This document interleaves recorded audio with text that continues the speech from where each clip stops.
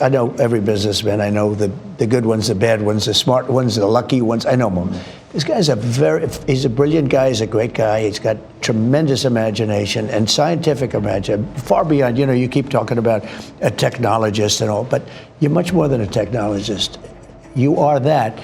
But he's also a good person. He's a very good person, and he wants to see the country do well. And I know a lot of great business people, really great business people, but they're not really, in some cases, very good people.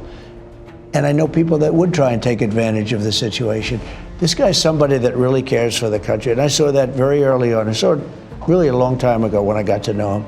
He's a very different kind of a character. If you read and believe the media, he's become one of your best friends. He's working for free for you. Well, I love the president. I just want to be clear about that. I don't care about that. I know. I love the president. You love the president. I think President Trump is a good man, and he's, It's nice the way he said that. There's something nice about it. It really is. Because the president's been so unfairly attacked in the media. It's really outrageous. And I've at this point spent a lot of time with the president, and not once have I seen him do something that was mean or cruel or wrong. Not once. I've known him for 30 years. Yeah. And I've never seen anybody take as much as he's taken. Yeah. And we've discussed this, and I'm like, how do you deal with it? Did I have a choice? Well, you would say that to me. I'm like, what am I going to do? Worry about it? And and then culminating in 2 assassination attempts, which resulted in your endorsement. Well, I was going to do it anyway, but that was it. Precipitating event. Yeah. That speeded it up a little bit. Yeah. The day of the assassination. I didn't know that. Yeah. It sped it up, but I was going to do it anyway. I wanted somebody really smart to work with me in terms of the country, a very important aspect, because he doesn't talk about it. He's actually a very good businessman. And when he talks about the executive orders, and this is probably true for all presidents, you write an executive order and you think it's done. You send it out. It doesn't get done. It doesn't get implemented. They don't implement it. Maybe they're from the last administration, and they are in some cases. You try and get them out as fast as you can. But agency it was, when are you doing it? Get it done, get it done. And some guy that maybe didn't want to do it, all of a sudden he's signing. He just doesn't want to be bothered. Do a lot of those executive orders have to be codified into law? You need the Republican Congress to follow up? And they will be. A lot of them will be, They will. But look, in the meantime, we have 4 years. The beauty is we have 4 years. That's why I like doing it right at the beginning, because an executive order is great. The one problem, it's both good and bad. Because when they did all these executive orders, I've canceled most of them. They were terrible. We're going to go radical left communists. Okay, it was crazy. Their really crazy. Executive orders were so bad. If they ever got them codified, you'd never be able to break them. So the damage that Biden has done to this country, and it's not even Biden, it's the people that circled him in the Oval Office, okay?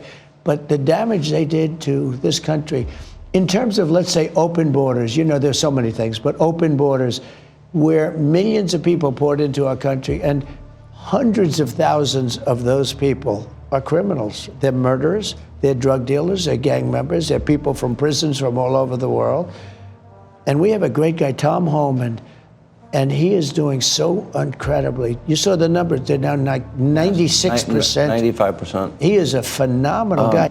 And that just then raises a question. You're the richest man in the world. You may not like that part. You're pretty competitive. It's neither here nor there. I've known you a long time.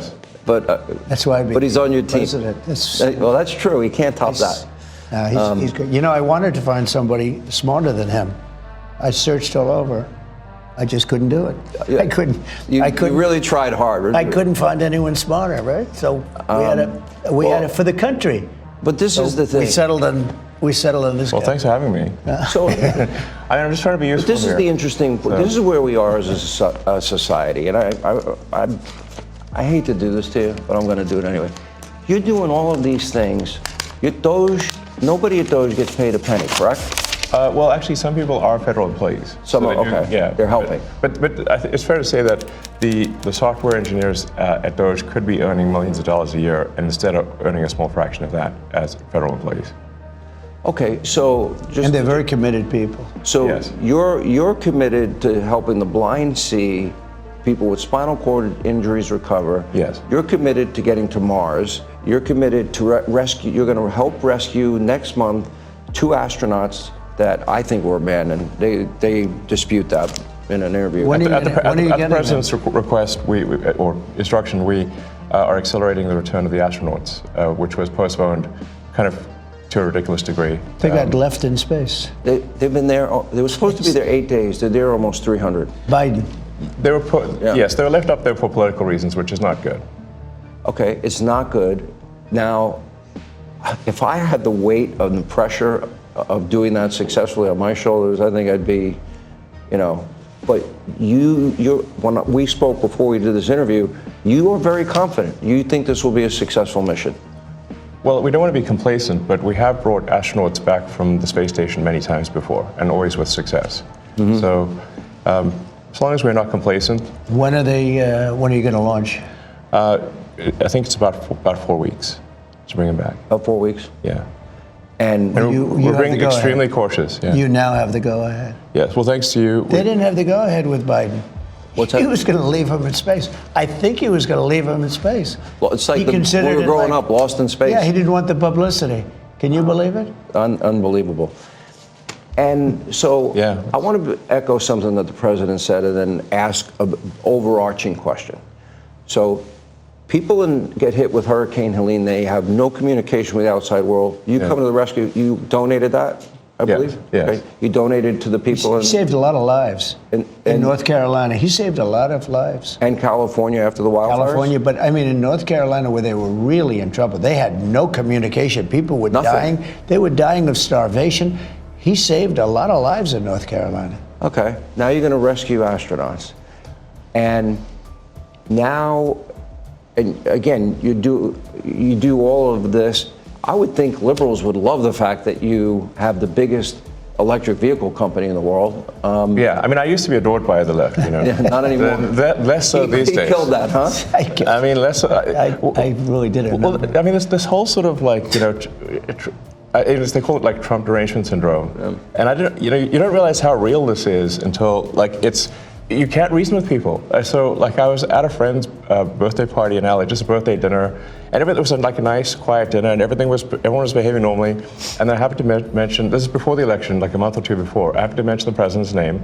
And it was like they got shot with a dart in the jugular that contained like methamphetamine and rabies, okay? And they're like, wow! And I'm like, what is wrong? Like, guys, like, you can't have like a normal conversation. Yeah. And it's like they become completely irrational. He has no idea, but if you're friends with him, Yeah. you pay a price.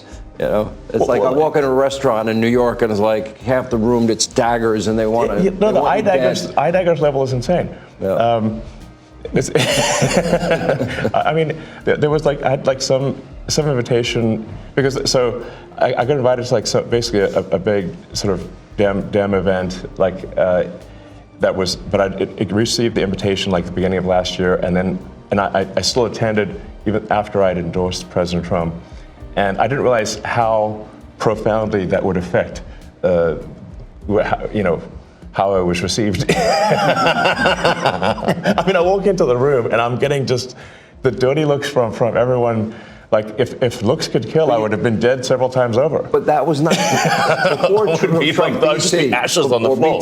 Before Trump, that never happened, right? No. You echoed something when I just met you, and it was very similar to what Newt has been saying, that he brought this country to the dance. This is the opportunity to be transformational and to have, I would argue, the most consequential presidency if we really dig down and do something that had never been done before, and that is get rid of this bureaucracy. And I'm going to get to the specifics.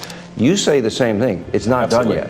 And what do you mean by that? I mean, winning the election is really the opportunity to fix the system. It is not fixing the system itself.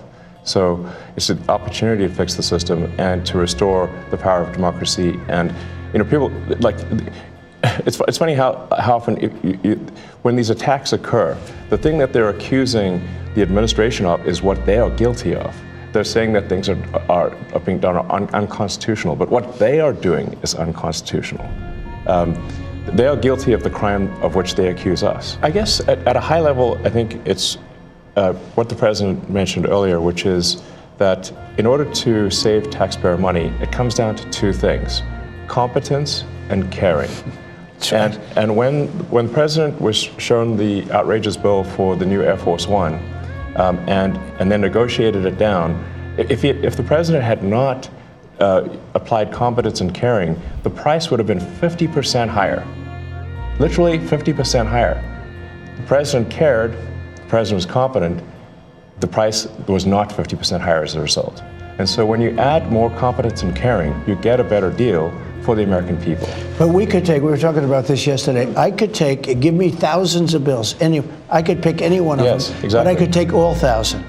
And let's say it's a bill for $5,000, just $5,000, and it's done by some bureaucrat. And if he would say, I'll give you 3, I don't want to pay you 5, it's too high, I'll give you 3. But they don't do that. If a guy sends in a bill for $5,000, they pay $5,000. They expect to be cut. Everybody expects to be cut. When you send in a bill, you expect to be cut. They send in the bill higher for the most part. This is true with lawyers, legal fees. When they send in legal fees, I can cut. I wish I had the time. I would save so, but I could cut these bills in half, much better than half. But you offer people a much lower number because they actually put fat. I'm not even saying it's like a way of business. They put more on because they expect to be negotiated. When you send in a bill to the government, there's nobody to negotiate. Yes. You send in a bill for $10,000 and they send you a check back for $10,000. If you would call them and said, we'll give you 5. No, I need more than 5. We'll give you 5. I'm not going to pay any more than 5. Make it 6. No, I'm not going to make it 6. And you'll settle for $5,500. You've just cut the bill almost in half. And it took like 2 minutes. But none of that's done. Don't we call that the art of the deal? But that's caring. No, it's not even the art of the deal. It's caring. He uses the word. It's caring. Yeah. It's a certain competence, but I think it's more caring than competence. If you add either ingredient, either competence or caring, you'll get a better outcome. But it stands to reason that if you don't have competence, you don't have caring, you're going to get a terrible deal. And the problem is that the American taxpayers have been getting a terrible deal because look at the last administration. Can any reasonable person say that the last administration was either competent or caring? But they lied to us and said that Joe didn't have a cognitive decline. They fully lied. They said the borders were closed. They said that the borders were secure. They said that, they said Obamacare would save. They flat out lied. It flat out lied. Insane. How did you decipher? It will say humanitarian blah, blah, blah in Serbia or Afghanistan. We even give money to China for crying out loud, which I think is nuts. We'll give money to the Taliban. But money to the Taliban. Like a lot. All right, so I'm like, for what? But I want to see the pictures of what they did. But they try to obscure it, but then you got to the bottom line, which is what I'm now scrolling on the screen, and that is $20 million on a Sesame Street show in Iraq, $56 million to boost tourism in Tunisia and Egypt, $40 million to build schools in Jordan, $11 million to tell the Vietnamese to stop burning trash, $45 million for DEI scholarships in Burma, $520 million for consultant-driven ESG investments in Africa, DEI programs in Serbia.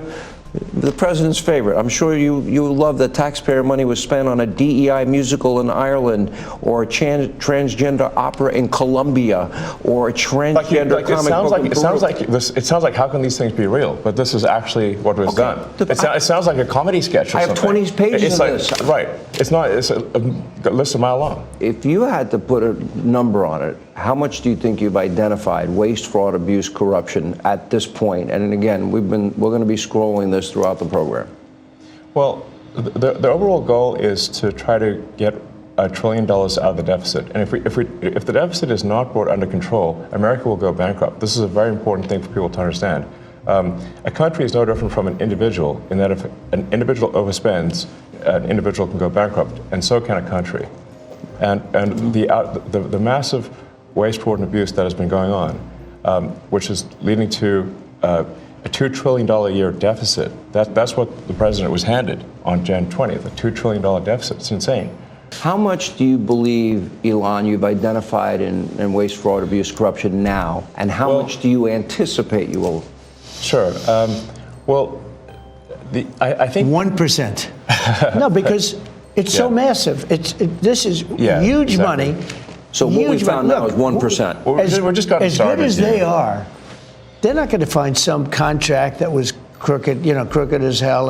I mean, there's going to be so much that isn't found.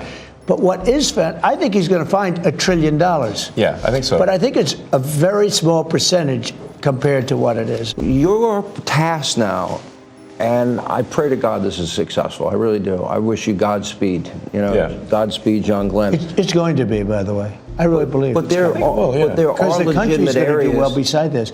This is cutting. We're only talking about cutting. We're also going to make a lot of money. We're taking in so much. What about money. his business? What if there is Then we won't a let contract he would otherwise We're not get? going to let him do it. If he's got a conflict, I mean, look, he's in certain areas. I mean, I see this morning, I didn't know, but I said, do the right thing, where they're cutting way back on the electric vehicle subsidies. Yes. They're cutting back. You're losing. Not only cutting back. Hurt you. Correct. Yeah. Now, You don't care. I will tell you, Well, he's probably not that happy with it, but that would have been one thing he would have come to me and said, listen, you got to do me a favor. This is crazy. But this was in the tax bill. They're cutting back on the subsidies. I wasn't involved in it. I said, do what's right, and they're coming up with a tax, but it's just preliminary. But I mean, if he were involved, wouldn't you think he'd probably do that? Now, maybe he does better if you cut back on the subsidies. Who knows? Because he figures he does think differently. He thinks he has a better product. Yeah. And as long as he has a level playing field, he doesn't care what you do, which is he's told me that. yeah.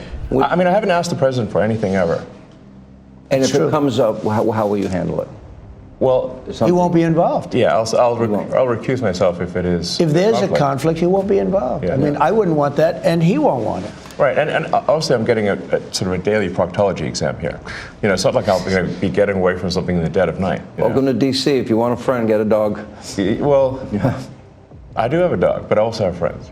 My dog loves me, poor little creature. You know the truth with this? I need to bring him to D.C. When you're looking at all this crazy shit right now with Doge and the uncovering of USAID and this dismantling of this bizarre left-wing ecosystem that's pretty much manufactured, like what do you see is going to happen with the rest of the country? I mean, look, there are a lot of people who did not vote for Trump. You know, he won. And yes, he won every swing state. And half the country's a lot of people. So, and I'm not sure how many of them, I wonder how many, so I have a couple questions. How many people didn't vote for Trump and wanted to and are secretly glad he won? I bet there's a pretty significant number of those people who either didn't vote or didn't vote for him but wanted him to win anyway. Ari says that New York City is like relaxed. Yeah. It's like everybody was relaxed after the election. Even the liberals are like, whew, Thank God. thank you God you saved me from myself. Exactly. It's God doing for us what we can't do for ourselves. I wonder how many of the people are, what I worry about is how much this is where I get mad at the media for presenting this like, this is Hitler. We're having it notched up to 11 for the past 8 years. And now you've got this, because he was put, it's almost like that energy has been transferred to Elon now. Because now, did you see the Elon protests? They're protesting Elon. They're literally standing out there with signs that say, arrest Elon Musk. Listen, I guarantee it's organized by the same people that are going to lose a shitload of money based on all these discoveries at Doge. There's no way they're not. If you look at what Doge is uncovering, what they're uncovering with this USAID stuff, a lot of that stuff was organizing through NGOs protests. They organized the attempt at getting Trump impeached. They also USAID spent $50 million on the lab that invented coronavirus. When you see protests, we all want to think protests like the 1960s, but that's not what this is. What this is organized, funded protests where someone is spending a lot of money and they're mobilizing other NGOs. They're using their access to these mailing lists and all these different things. Do you think that the average liberal person, do you think that they're going to wake up and come around? Or do you think that they're going to be in like agony for 4 years and be... What if it works? Like, what if the world gets safer, the country gets safer, the economy improves, and they don't attack civil rights, women's rights, gay rights, all these things that everybody's worried about. And then at the end of it, you realize like, hey, maybe I was wrong. I mean, that's my question though. Are they capable of that kind of self-reflection? Well, we're saying they as if it's like one different, like one kind of person. No, I mean... There's so many different people in they. Agreed. I mean, when I say they, I mean people who have bought into the idea that this person is going to make everything worse and we're going to slip into a fascist technocracy. Some of them. Some of them are going to slip right into it. Some of them are going to wake up and come around. You know, it's a test. It's a test of character. It's a test of objectivity. It's a test of introspection. There's a lot of things that are going to happen where people are going to have to wonder, like, what was I rooting for? When I was rooting for this progressive liberal government, what was I actually rooting for? Was I rooting for warmongers who were making insane amounts of profit by funding overseas wars? What was I rooting for? Was I rooting for a basic theft of our tax dollars that's gone to all these like completely useless endeavors that were only set up as ways to pilfer money? Or the fall of America. Yeah. You know, this is a weird thing to like hate your own country so much that you want it to fall, or the dismantling of the West as we know it. I think there is a feeling that Elon might have saved the West. Yeah, I think he did, but just by buying X. But isn't it funny that he got forced into it? I think there's like something kind of ironic. Funny because he was trying to get it at a lower price because he knew that they were bullshitting about the amount of bots. Well, and then they came out yesterday and now it's profitable. Yeah. There was like a whole article about how he turned it around. Of course, the most fascinating thing about this USAID thing to me is how people on the left are completely ignoring all the rampant, obvious corruption and conflicts of interest in the government funding non-government organizations that in turn fund the government. Yeah. Like, that's so crazy. And anybody that doesn't think that's crazy, it's like, what do you love money influencing everything in your daily life? Don't you think that maybe we have a problem in that we have a huge deficit? We're spending fucking billions of dollars every year on horse shit. Yeah. I mean, that is my issue with people being like, see, it is the like political thing isn't right, which is true. It's important to be accurate, but it's also like, yeah, but there's this money shouldn't be spent this way. So just because this thing is maybe not true, you're pointing to this one thing that could be people are misrepresenting, but there's a much bigger problem you seem to want to just sweep under the rug and say, oh, like you guys are just crazy for noticing all these connections. Did they freeze their ability USAID's to... frozen. Yeah. These kids are nuts. That guy who found the scroll, how to read the scroll from Pompeii. Scrolls from Pompeii, using AI. Yeah. Yeah, no, they're wizards. That's the kind of people that you want digging into this stuff. And that's why Elon got them. I mean, he knows what the fuck he's doing. It's all very strange because you're dealing with so many things that are happening at the same time. You have this technology that was never available before that is allowing people to freely express themselves online, right? And then you have this maniac billionaire who buys the biggest one and makes it the Wild West again. And then you have government being exposed for what it is. So you have all these fucking NGOs, this web of, we talked about it yesterday, this web of 55,000 different NGOs that were supporting all these liberal causes that were all completely intertwined. And they had to use software to find that and to figure it out. Yeah. So they're finding out that this is like this complicated propaganda network that existed. Look, that's not good. No. That's not good for anybody, left or right. Because it's money. It's just money being used in a way. What about the fucking people in Maui? Yeah. What about, that could have been fixed with $5 billion. The government could have said, we are going to rebuild those people's homes to the exact state and even better than where they were before. It's going to cost us $5 billion. All the money that we're sending over to Ukraine, all the money that we send to Israel, all the money we send to all these different organizations that in the tune of billions and billions and billions of dollars, they could have done that. And this is the thing. We have to go and help these people. We're going to starve. They're going to do this. They're going to do that. What about America? Yeah, and then you have like... What about our tax dollars going into a safety net to help people from one of the worst wildfires in history? Apparently, none of those people have gotten any money in North Carolina. No, and they're like sleeping in freaking tents in the freezing cold. Exactly. All that could have been addressed too. The same way we address problems in other countries. So if you have this amazing slush fund that USAID is, and it's not being applied at all to the problems of America, why would you think people would support it?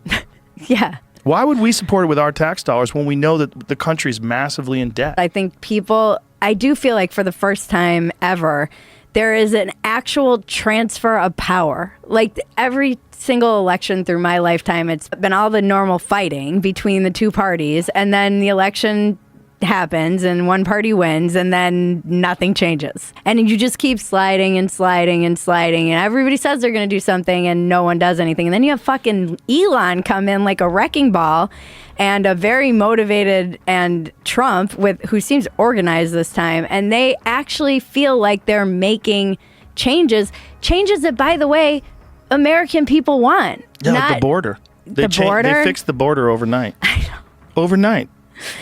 The looking into my friend Max Meyer was saying, he's a very smart guy. He was saying no one with any numerical ability has ever looked into Medicare and Medicaid fraud ever.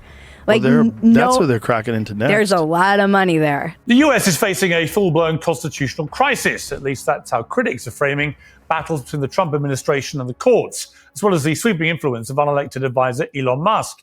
President Trump has responded with a very public show of faith in his billionaire backer, inviting Musk, along with his son X, into the Oval Office to face media questions. Well, first of all, you couldn't ask for a stronger mandate from the public. The people voted for major government reform, and that's what people are going to get. They're going to get what they voted for.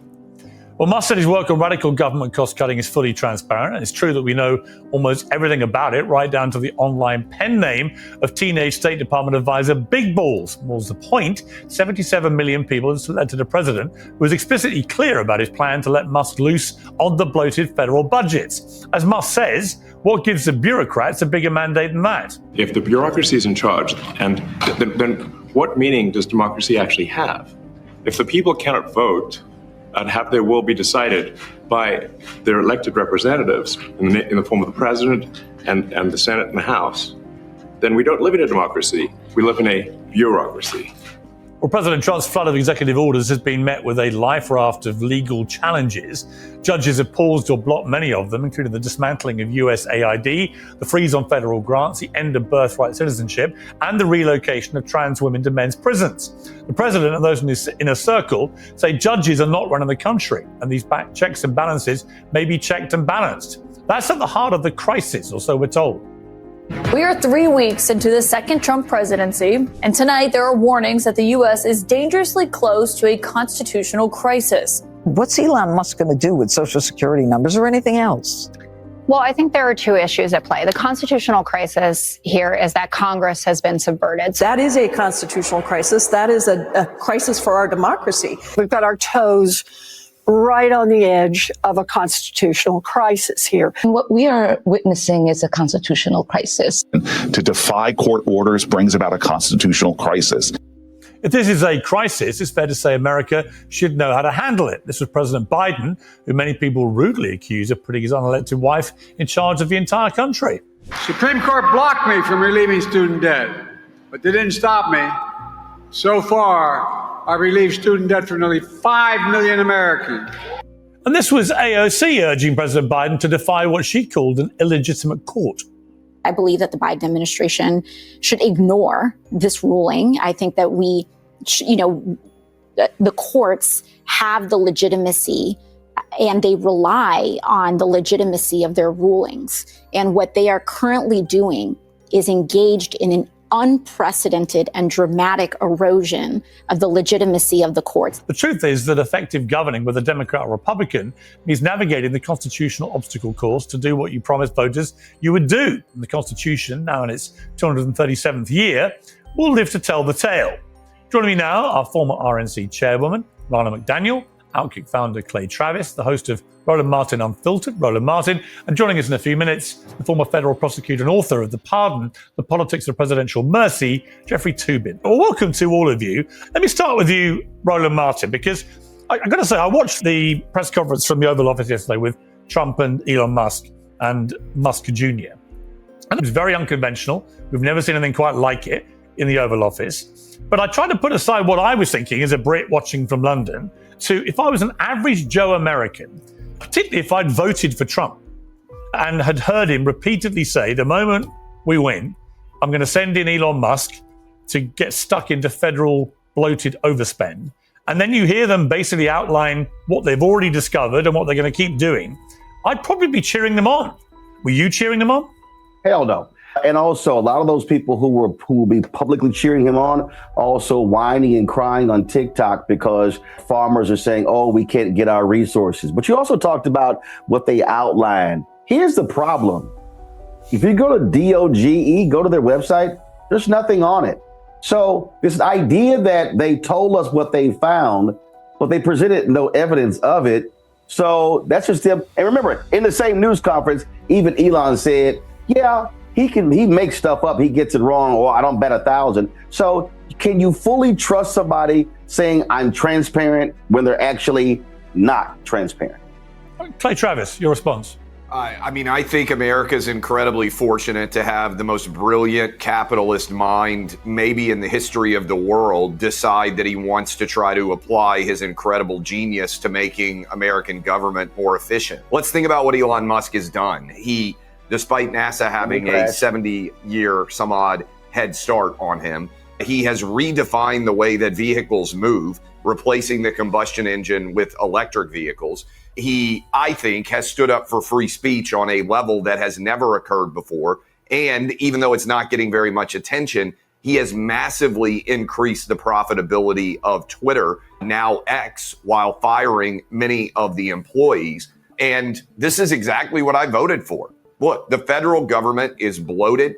It is inefficient. It is laced with fraud, and it's funded by our taxpayer dollars. If Elon Musk offered to come to my house, and my wife probably wouldn't like it because I think she spends a little bit more than me, but he wanted to go through all of our bills and point out all the money that we're wasting on a month-to-month basis, I'm not going to turn away from the most brilliant mind in maybe world history when you look at the companies that he's founded and the value that he's unlocked. I'm amazed that he has the time and that he has the willingness. And what is he trying to do, Piers? He's trying to balance the budget. Something that every family in America has to do, something that, ironically enough, every state has to do. And we're now $36 trillion in debt. We pay more in debt interest than we do for national defense, which is one of the signs of a society that is on decline. So we got to get our financial house in order. He answered every question. He said he's going to get some things wrong, and he's going to acknowledge when he gets things wrong. I actually think that's a strength. Acknowledging when you screw up isn't in some way a sign of weakness. I think it's a sign of strength. I thought everything was great about the Oval Office press availability yesterday evening. I think it's great that Elon Musk wants to help make the government more efficient. But I think as he does it, he has to follow the law. And that's what the controversy is about. He's a very successful businessman, and it's great that he wants to help. But there are laws about who has access to people's personal data.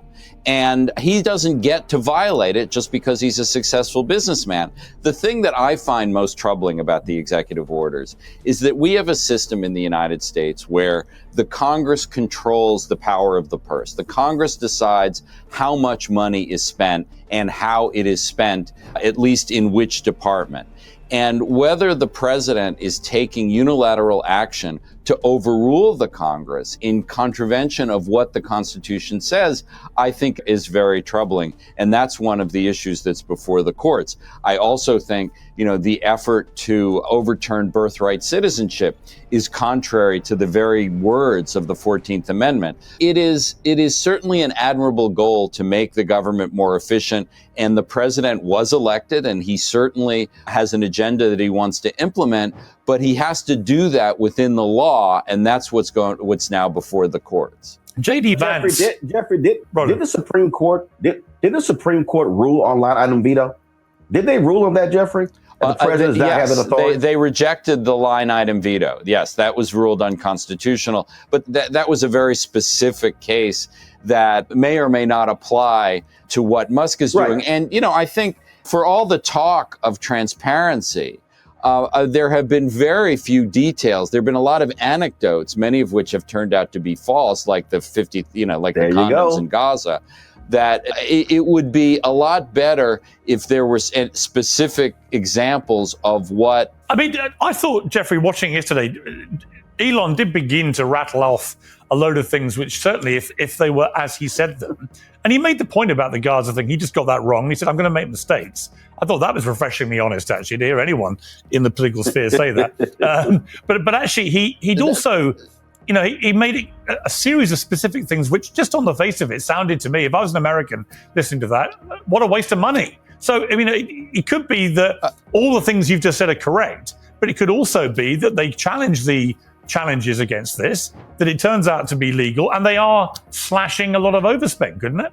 Go on Google, or do you have ChatGPT if you got it? Yep. Go on that and ask the question, does Doge have the jurisdiction to audit the Federal Reserve? Rob, you're a fantastic typer, by the way. Thank you. Let's see here. Okay, zoom in a little bit. No. Doge does not have the jurisdiction. Federal Reserve independently enter U.S. government, and its audit primarily conducted by the GAO, Government Accountability Office, which can audit certain aspects of the Fed, but it is restricted from auditing monetary policy. The Federal Reserve's own Inspector General, IG, who conducts the internal audit, external independent auditors who review the financial statements. Okay, so wouldn't Doge be an external, well, independent is what it is, of the Federal Reserve? It is independent of the Federal Reserve. Okay, who do you so then who does GAO, the Government Accountability Office, who has that? Who controls, who does GAO report to? Who does GAO report to? The Government Accountability Office reports directly to Congress. GAO is independent, partisan. Congress agency, but sometimes it's control of the United States, who leads the GAO president 15-year. I remember when Vivek was first getting started, he was saying a lot of this stuff that we can't do ourselves, that we have to go through Congress. This is what Vivek was talking about, that they're going to need some of these areas. They need Congress's help to be able to do that. Tom, am I spot on? Am I on track here with what I'm talking about? Absolutely. And as a matter of fact, you were always trying to educate everyone at PHP at the big conferences. You had people that would come in from different things. We had, politicians came in and talked. Santorum came there one year. But the year before, you had a Comptroller General of the United States. David Walker came and talked. And so you've tried to educate this. But the way I read this is David Walker, is appointed by the president. So in other words, Congress, the GAO may report to Congress, but the comptroller is appointed by the president. That's what it just said there. There's like the check and balance of our government, right? Congress is the power of the purse, and the GAO reports to Congress, but the president will appoint the comptroller general who leads it, and that's part of our checks and balances. So I think when you peel this back, there is purview for Doge on the Federal Reserve. It may not be literal, you report to me, but I think there's a clear path here for auditing. I don't think it can go through Doge, is what I'm trying to say. I think there's a part of it where for Elon he's pulling it off right now, working with Trump. There's certain things as a doer that you're going to get done because you control it and you trust your instincts, right? Trusting your instincts and intuition, most people don't have a high score on that. Instincts and intuition, great. You still need Congress. You're going to need to go sell Congress on this idea. And I don't know what percentage you need. I don't know how it's going to work out to be able to get it done. But I would want to do an audit and find out what's going on with Federal Reserve. What's the most wildly successful next 2 years for Doge? Can you imagine? Maybe also, can you think about the trajectory that's the most likely?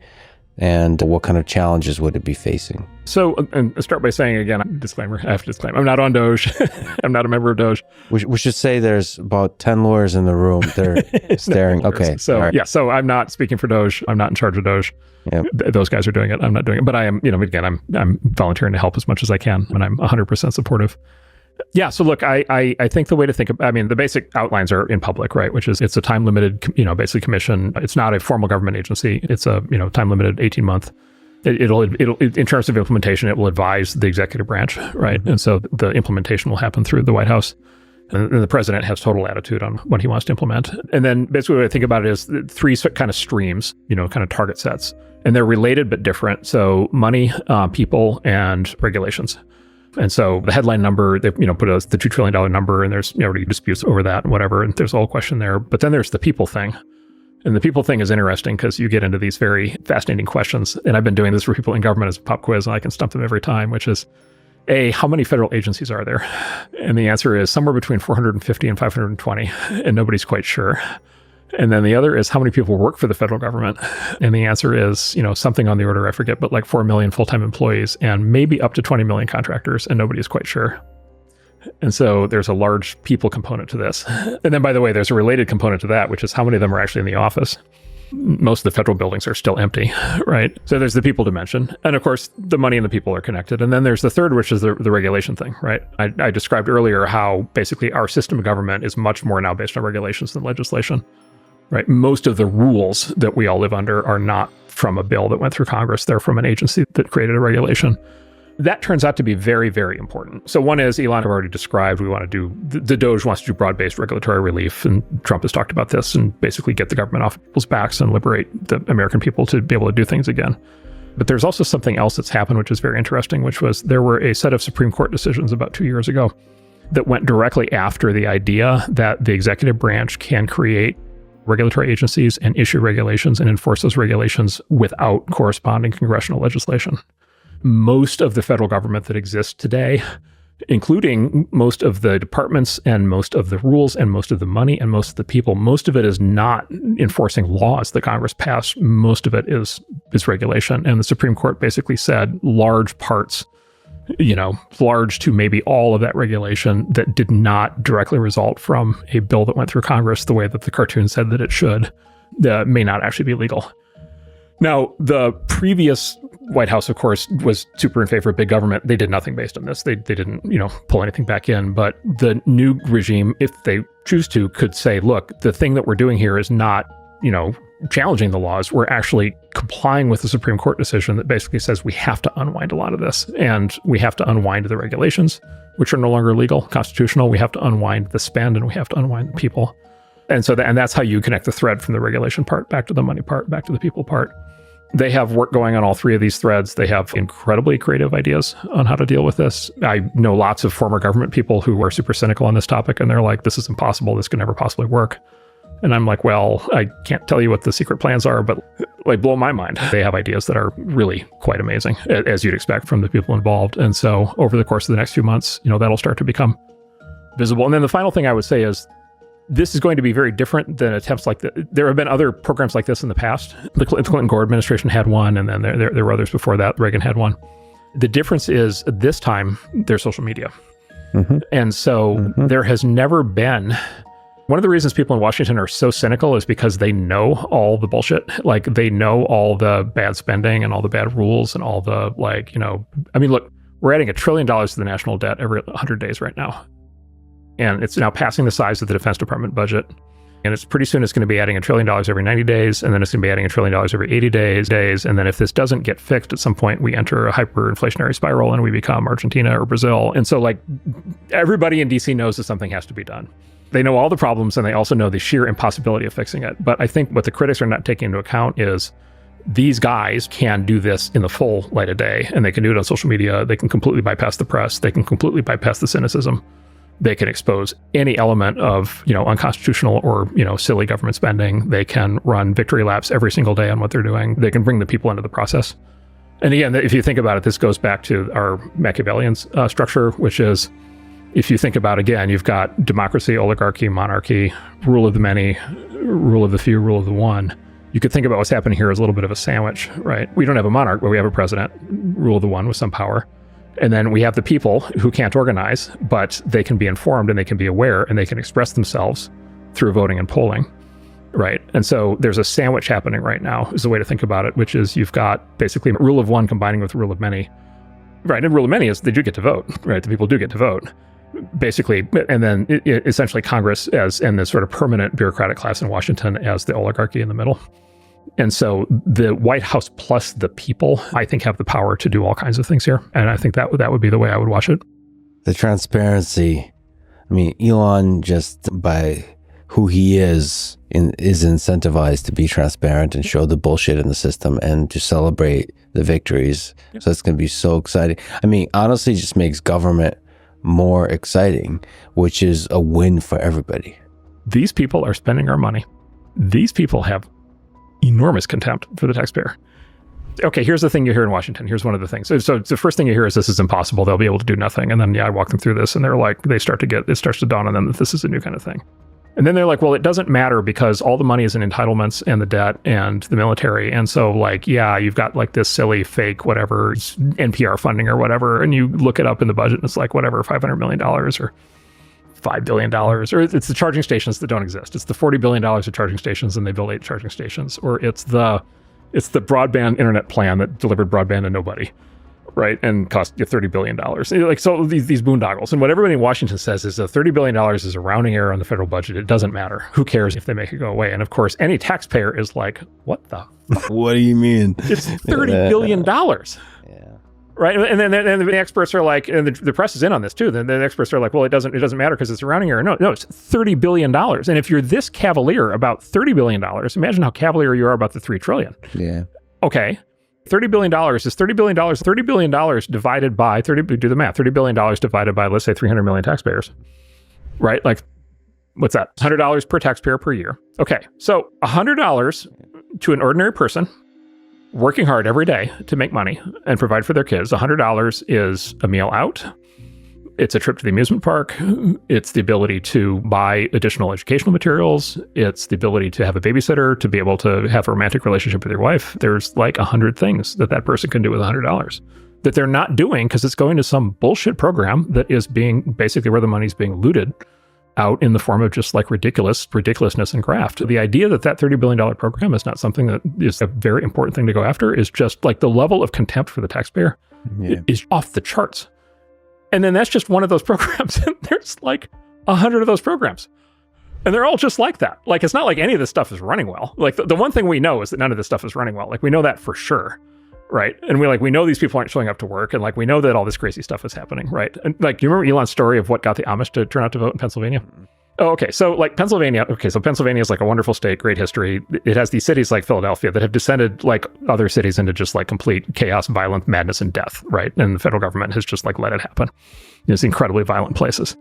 And so the Biden administration decided that the big pressing law enforcement thing that they needed to do in Pennsylvania was that they needed to start raiding Amish farms to prevent them from selling raw milk with armed raids. Right. And it turns out it really pissed off the Amish. And it turns out they weren't willing to drive to the polling places because they don't have cars. But if you came and got them, they would go and they would vote. And that's one of the reasons why Trump won. And so you add up, just pick $130 billion programs. All right, math major, 100 times 100. $10,000. $10,000. Okay, $10,000 per taxpayer per year. It's also not just about money. Obviously, money is a hugely important thing, but it's the cavalier attitude that then, in the ripple effect of that, it makes it so nobody wants to work in government and be productive. It makes it so that it breeds corruption. It breeds laziness. It breeds secrecy because you don't want to be transparent about having done nothing all year, all this kind of stuff. And you want to reverse that so that it would be exciting for the future to work in government. Because the amazing thing, if you're the steelman government, is you can do shit at scale. You have money and you can directly impact people's lives in a positive sense at scale. It's super exciting. As long as there's bureaucracy that slows you down significantly. So here's the term. This blew my mind. Because once you open the hellmouth of looking into the federal budget, you learn all kinds of things. So there is a term of art in government called impoundment. The government meaning of impoundment, federal budget meaning is a different meaning. Impoundment is as follows. The Constitution requires Congress to authorize money to be spent by the executive branch, right? So the executive branch goes to Congress, says we need money X. Congress does their thing. They come back and they say you can have money Y. The money is appropriated from Congress. The executive branch spends it on the military or whatever they spend it on. What's in the Constitution is the Congress appropriates the money. Over the last 60 years, there has been an additional interpretation of appropriations applied by the courts and by the system, which is the executive branch not only needs Congress to appropriate X amount of money, the executive branch is not allowed to underspend. So there's this thing that happens in Washington at the end of every fiscal year, which is September 30th. It's the great budget flush. And any remaining money that's in the system that they don't know how to productively spend, they deliberately spend it unproductively to the tune of hundreds and hundreds of billions of dollars. A president that doesn't want to spend the money can't not spend it. Yeah. Like, okay, that's not what's in the Constitution. And there's actually quite a good Wikipedia page that goes through the great debate on this. It's played out in the legal world over the last 60 years. If you look at this with anything resembling, I think, an open mind, you're like, all right, this is not what the founders meant. And then number two, again, we go back to this thing of contempt. Like, can you imagine showing up and running the government like that and thinking that you're doing the right thing and not going home at night and thinking that you've sold your soul, right? It's even unfair to the people who have to execute this Yeah. Right. Because it makes them bad people. And they didn't start out wanting to be bad people. And so there is stuff like this, like everywhere. And so we'll see how far these guys get. I am extremely encouraged what I've seen so far.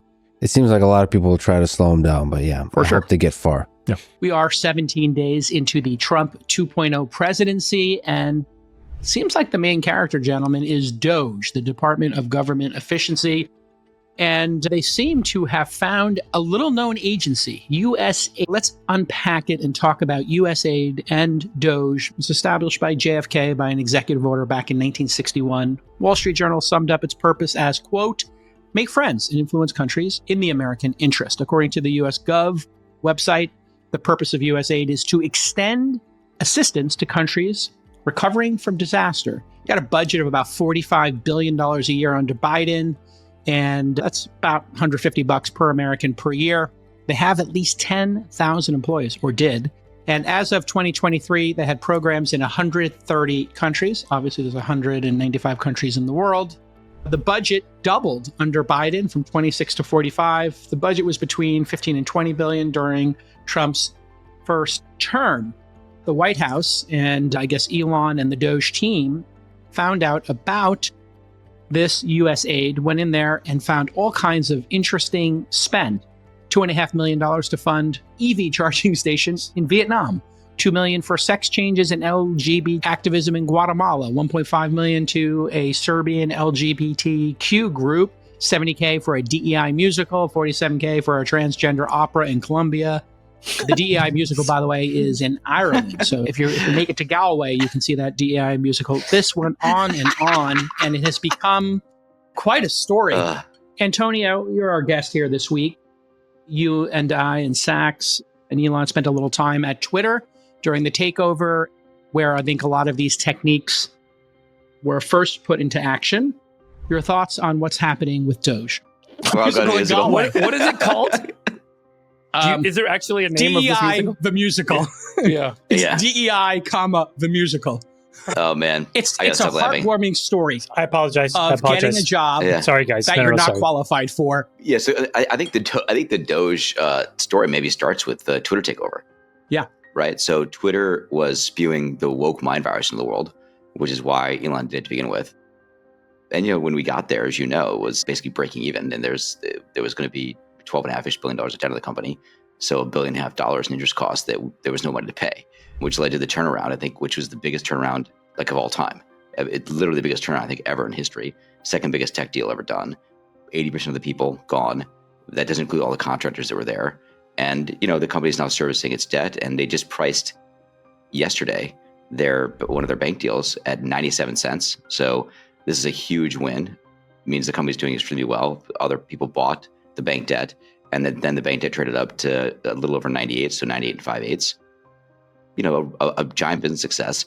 And Jason, you were there for part of it. You saw it. It was a disaster. It was tampons in the bathrooms and every woke thing you could possibly imagine, and no one in the office. Food being made fresh every day for thousands of people and thrown away 3 times a day, tossed in the garbage. We didn't give it to the homeless. It was shockingly bad. Bureaucracy gone mad. Bad incentives. People don't care. So it was both. I think this turned into 2 things. One was just stop the woke mind virus. The interesting thing is they do external brand safety checks there now, and they have 99% rating in brand safety now. So stop the woke mind virus going in the world, number one. Number 2, fix the company. 3 years now, and both have happened. Not even 3 years, 2.5 years really, and both have happened. And I think you take that was sort of the warm-up act for what's going on at Doge, which is, the President of the United States, President Trump, wants to make America great again. And that, I think, begins with making the government great. And you got to fix it. It's a turnaround. This is the biggest turnaround of all time. And President Trump has the courage to do it. And he's got a great ally in Elon to make it happen in Doge. And so the numbers are pretty easy, right? We're spending $6.5 trillion. We bring in $4.5 trillion. We got to find $2 trillion somewhere. Interest costs $1 trillion a year. The bond markets were going up. The long bond was going up a lot because people didn't believe that you couldn't stop spending, creating inflation. You see those trading down now as Doge is starting to take effect. It's sort of extraordinary what's happening. And Elon said this publicly, right? Fraud, waste, and abuse. He thinks kind of 10% of the budget is probably fraud. I think it might be low, actually. So you're talking about, $650 billion, $1 trillion in waste. I think that's probably about right. That alone fixes the problem. What's really serious about it, Jason, for me, and what scared me when we first started thinking about this, and look, and I'm not there full time, I'm in and out a little bit and trying to help where I can, but I'm not there full time. When this started, I thought we had a democracy that had turned into a bureaucracy. What I'm afraid of now is we have a bureaucracy that is about to turn into a kleptocracy. I mean, a Latin American style kleptocracy. The stuff you're talking about, that is pure fraud. If you go into the data that's coming out of USAID, what you find is there's a lot of political contributions going on there. Politico itself being funded by USAID. That is pure corruption. That's like a Latin American style autocracy, and we cannot let it go there. I think this happened just in the nick of time, and I'm super grateful to all the people there. There's 80 plus people there, all patriots, gone full time. Okay, so Chamath, you've been watching this. What's your general take on what we saw in the first, 20 days of Doge? Or no, 15 days. Sorry, it's 15 days of Doge. So let me try to give you a little bit of historical context, because I think that's important. I think whenever I hear so many people breathlessly saying some version of WTF, as if this is totally new, it's not new. And I'll give you two examples, but one that I really want to double click on. The two examples I'll give you is that in 1941, the Truman Committee was formed because there was a fear that the spending by the Defense Department was completely out of whack. And over the next 6 or 7 years, and this is really what gave Truman the credibility to then become Roosevelt's vice president, was they found incredible levels of waste, fraud, and abuse during the war, before the war effort, and then after Pearl Harbor, during the war process. Over 7 years, that committee, and this is in 1941 dollars, they were tasked and budgeted with only $20,000 or $30,000 they spent. You know how much they saved? It's estimated they saved somewhere between $10 to $15 billion in 1941. That's $250 billion 2023 dollars. The second example is we did this under President Clinton, and that was called the National Partnership for Reinventing Government. The first thing that I think it's important to acknowledge is this is not new. We've done Doge twice before. Both have been successful. The Harry Truman one was incredibly important because it really set guardrails for how this can be done. Everything in that committee, it was a Senate committee, was unanimous. So it was Republicans and Democrats that found waste, fraud, and abuse everywhere. They saved an enormous amount of money. The second, which is interesting, is these last two versions of Doge were driven and led by Democrats, the same people today who are basically saying, hey, hold on a second, we have congressional committees or we have inspector generals. They lack the awareness to know that their own party was the driving force for this 2 times before. Because I think what we're finding early days is the rot is super pervasive. There's no accountability. And what is Doge at the end of the day? What they are read-only auditors of the truth. And the press secretary in the White House made this very clear. It's incredible the power that read-only access gives you. All it allows you to do is just take the data and present the data. They can't manipulate it. And what they're able to do is publish all of this stuff in real time. And that's why this is so important, because if it went into a congressional committee, to be honest with you, it would sit there and stew for 6, 7, 8, 9 months. And what is the biggest thing that I find concerning? I think it's what Antonio said, which is that the media, who are supposed to be this intermediary layer that's totally objective between the government and the people, were not independent at all, but had all kinds of hidden incentives, $8 million to Politico, several $1 million to the BBC. I think it's important to ask what's going on. This is exactly what happened in the 60s and 70s, where it turned out record companies were paying DJs to play songs. There was a huge set of lawsuits and trial cases, and the result was a change in the law, right? And we call that payola now, which is you cannot take this money without disclosing it. And so had this money been absorbed by these entities and actually disclosed, maybe we'd be okay. This is a very simple manifestation of this cycle. But we were asking ourselves during the election cycle last year, why are all these articles buried? Why aren't we really getting the truth? And it turns out that the people who were responsible for telling the truth, somewhere along the chain, were cajoled or just told not to tell the truth, influenced by all of this back channel money that was going back and forth from the government to these folks.